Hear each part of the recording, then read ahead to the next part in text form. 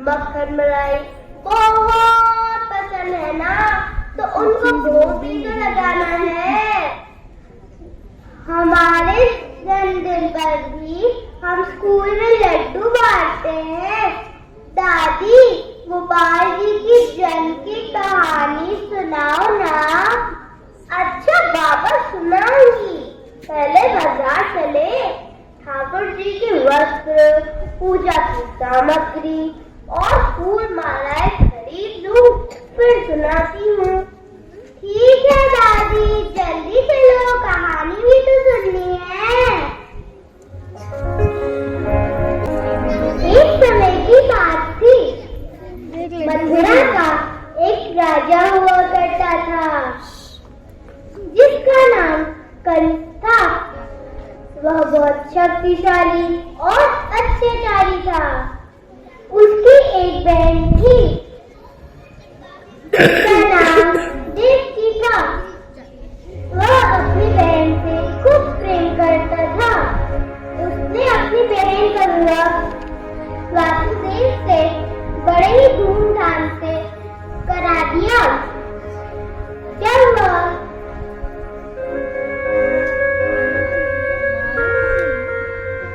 जब वह अपनी बहन को उसके ससुराल छोड़ने जा रहा था, तभी एक आकाशवाणी हुई।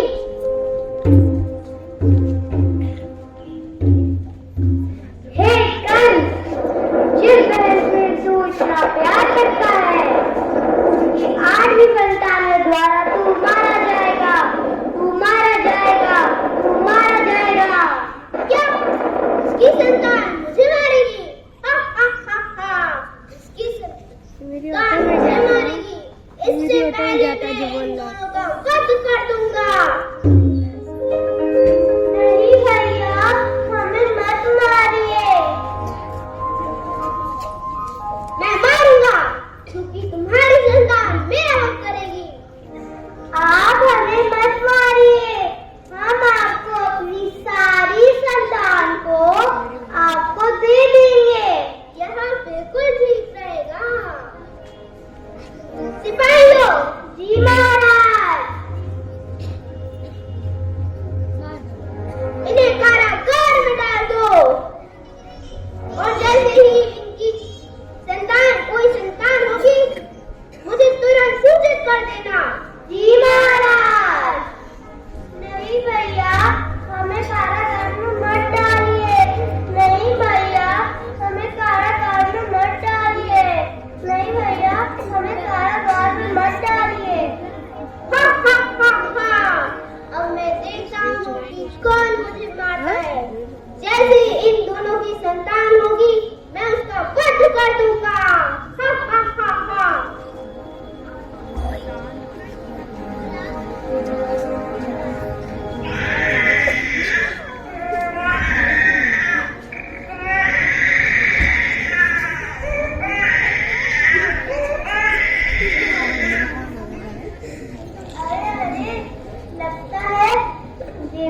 संतान हुई है।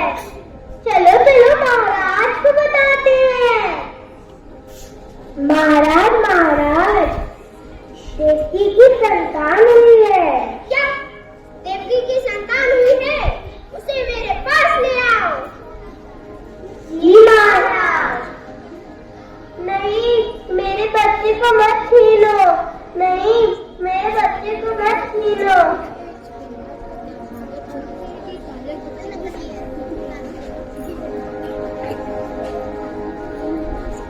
इस तरह कंस ने तो संतानों का वध कर दिया और इस बार देवकी की 8वीं संतान के जन्म का समय आ गया।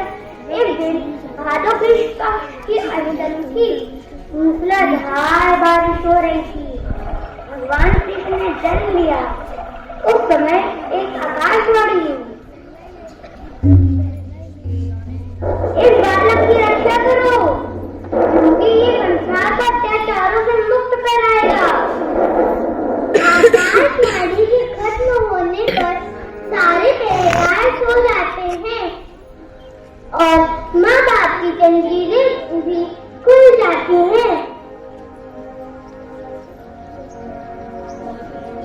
वासुदेव जी भगवान कृष्ण को लेकर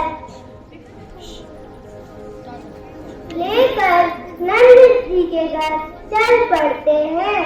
उस समय भारी वर्षा होती है और फिर शेषनाग कृष्ण जी की रक्षा करते हुए यमुना को पार करा देते हैं।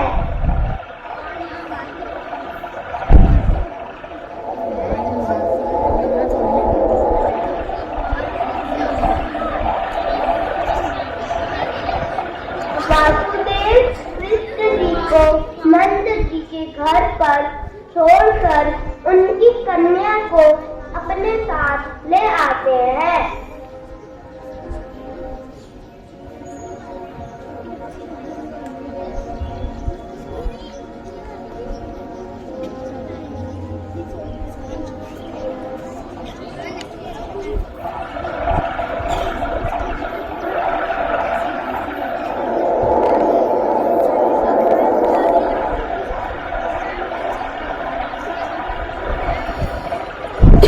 वापस आने पर उसकी जंजीरें अपने आप बन जाती है और पहरेदार भी जग जाते हैं।